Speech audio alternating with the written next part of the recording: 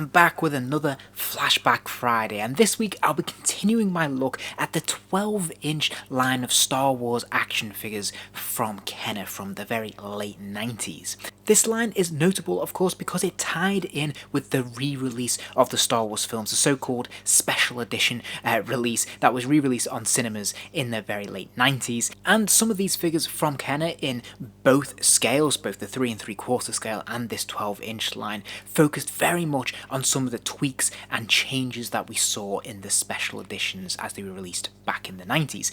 We had, of course, the Wampa, completely reimagined, completely revisualized on the big screen, and Kenner were very quick to make sure that they could capitalize on that and produce a fantastic Wampa creature, and they created this deluxe set with Luke Skywalker and the Wampa. Now, you could also purchase Luke Skywalker individually on his own in his Hoth gear, but here they come as a set, and this is the only way you could purchase the Wampa.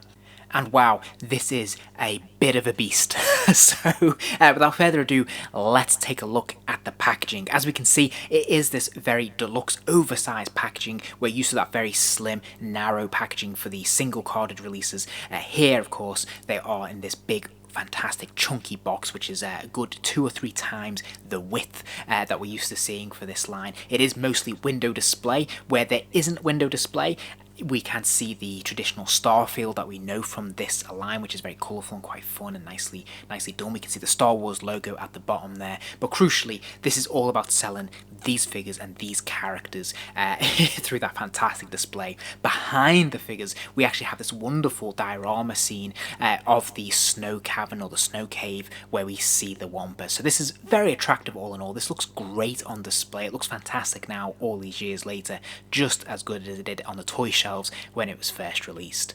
If we look at the side panel, we can see that this is a lot wider than what we're used to seeing for this line. They're usually a lot narrower than this, but that is owing, of course, to the depth that is needed to store both of these figures in this packaging, most notably coming from the Wampa himself. So this is nice and thick, this is quite sturdy, this will definitely dominate a good space on your shelf if you choose to stack it up in that way.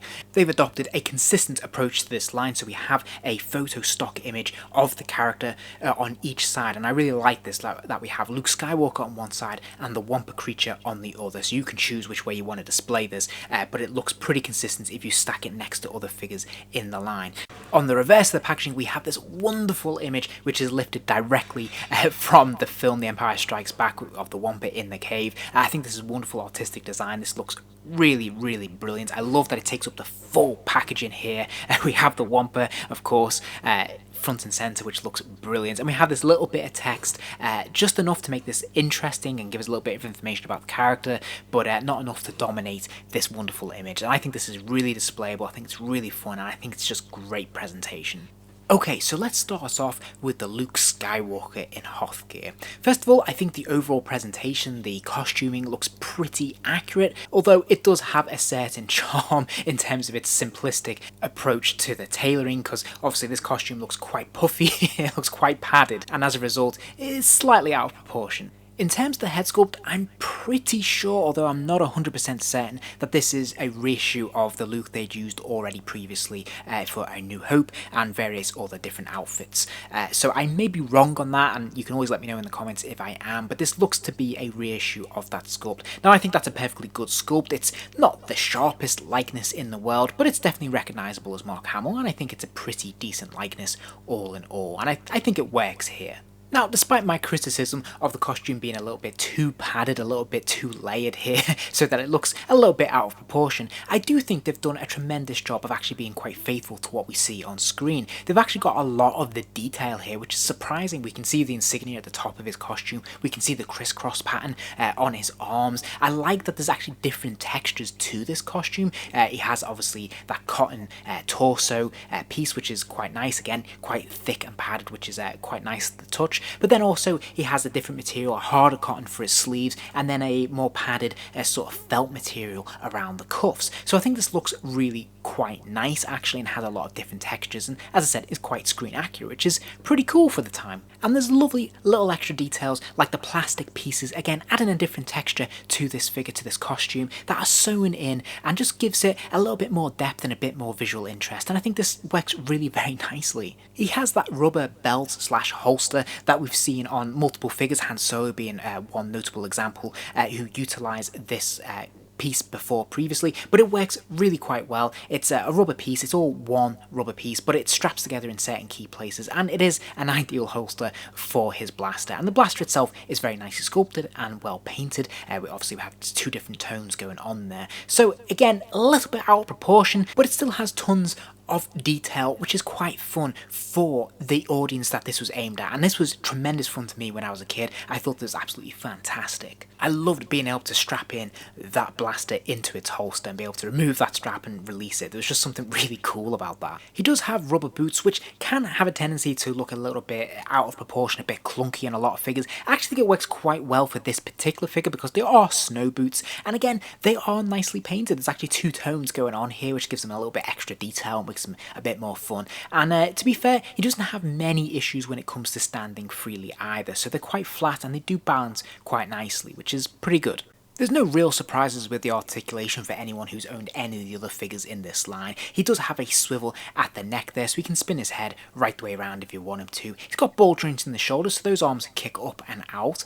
There is a bicep swivel, and there is a single joint at the elbow. There's a pin swivel at the wrist though, allowing that wrist to rotate 360 degrees, and of course it will hinge forwards and backwards as well. Now there isn't any ab or waist articulation unfortunately on this figure, but he does have hinged hips, so his legs do kick out to the side, they kick forwards and they kick backwards. And of course there is a single joint at the knee as well, bending that lower leg to about 90 degrees. And there is also a hinge at the ankle as well, allowing that lower foot to bend forwards and backwards, although obviously it's going to be hindered slightly by that rubber boot. He also comes with a few extra goodies as well, including his Hoth helmet and goggles, which are two separate pieces, his blaster, and his lightsaber. Now the helmet, like most of the costume, is actually surprisingly detailed. We can see that sort of quilt pattern sculpted in there, which is quite nice. We can see some nice paint taps around the rim of the hat there, and on the side panel we can see that sort of radio communication that he's got there. Again, nicely sculpted, a couple of different coats of paint there, and it just looks quite nice for this time. Of course, we also have the option to pull those goggles down from over his head, over his eyes, and they are transparent and in that green effect. And I don't think the colouring is maybe necessarily screen accurate, but this is quite a nice approach. This is quite fun, a nice little extra detail, nice little extra option to have. Now, unusually for this line, Luke Skywalker has two different hands. He has the standard sort of gripping hand, which is a fresh mold because it's in a glove, so this is brand new, and he holds his blaster pretty well. Again, obviously we can argue about the scale of this blaster. It's a little bit too big, a little bit too chunky, but he holds it absolutely perfectly well in his grip. But on the other hand, he actually has a pointing finger. This would also be utilised for the Han Solo figure, and I think it's more appropriate for Han Solo than it is for Luke Skywalker, but nevertheless, it's quite nice to have a slightly different hand on this figure. Meanwhile, his lightsaber can be stored on a little hook on his belt, which again I think is a really nice extra little touch. I think it's a little detail that's really kind of fun and a bit different. And I'm pleased to say that the sculpting of the lightsaber is pretty cool. Of course, we have seen it before on other figures in this line, but it works very well here. Nicely painted, nicely sculpted, and the actual translucent blue plastic blade itself is really fun, and he has no problems whatsoever actually holding it in his grip, and it's pretty cool. So now we move on to the Wampa, and the Wampa is a unique figure in this entire collection because there is no other figure made quite like this. And I think most of the people who were interested in buying this pack were really buying it for the Wampa because he is so different and so interesting to look at. Now, in terms of sculpting, I have to say I think this is actually a pretty decent sculpt all in all. Of course, he is just a big monster, but I think they've done a really nice job of it considering most of this figure is basically hair. He is essentially a giant plush toy. But they've done a really nice job. His hair is kind of like gelled into place or glued into place at the top of his head, and we have those fantastic horns there. The face itself is very nicely sculpted, and there's lots of different paint apps going on here. We can see different colours in his horns, even though they look a little bit lighter here than they do appear in the film. But I really like the detailing on the mouth. The teeth in particular are really good, and the eyes look really quite menacing. So I think they've done a really good job with this face. As I said, he is essentially a giant plush toy, so when you get hold of him and you just squeeze him, he is all fluff inside, and on the outside there, he's quite cozy, he's quite cuddly, which is kind of the opposite of what he's supposed to represent really in the films, but you can't avoid it here. His hands are nicely sculpted, and of course they are unique to this figure, as with pretty much everything on this figure is brand new.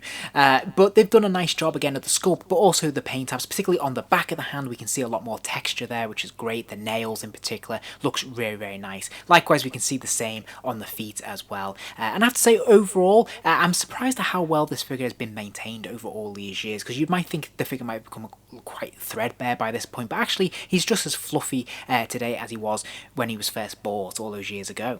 Now, sadly, this figure falls down when it comes to the articulation, because there isn't really any articulation to speak of. He is essentially a wire frame underneath all this fluff. He can move his head from side to side, and yes, he can move his arms up and out, and you can bend that wire to hold it in certain loose shapes. So he can just about lift his arm up and hold it, and he can just about curl his bicep if you want him to. Likewise with his legs, he can kind of kick them out and kick them to the side and kick them forwards and backwards just about, and he can just about hold that to a certain degree, but you can't really pose him. It's always going to eventually snap back to default. But that being said, these figures do scale quite nicely next to each other. I think the Wampa is slightly too short to realistically represent what we see on screen, but he's still a good couple of inches taller than Luke Skywalker, and certainly he's a lot wider, and you get the general impression. I think these look really, really good together, and I think the Wampa just makes up for his lack of articulation and accessories in just his sheer presence. He just looks really cool.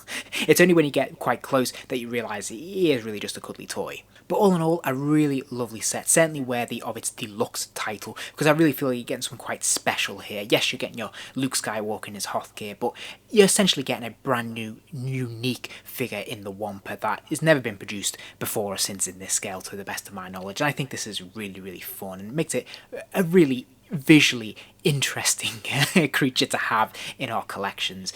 So I think this is a really fun set. I think this is really very nicely done, and despite its flaws, or perhaps even because of them, there's something very charming about it. If you enjoyed this video, please do give it a like, and remember to subscribe, as there'll be plenty more videos soon.